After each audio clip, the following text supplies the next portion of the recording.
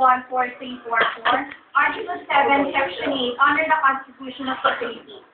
People of the Philippines versus Juan de la Cruz. The court hereby announce the accused as guilty beyond reasonable doubt. Wait. Order in the court. Order, right? Huh? Really?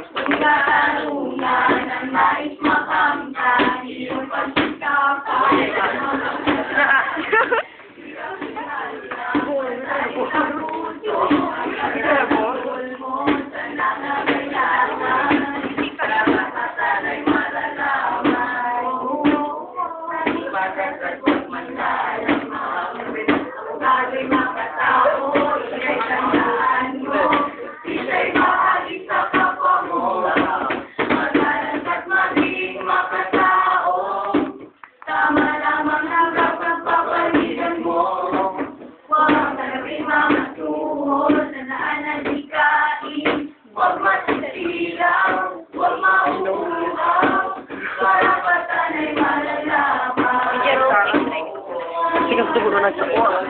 Maganda ko mago ko yung lahat. Ato pa sa sana. Yung mo una.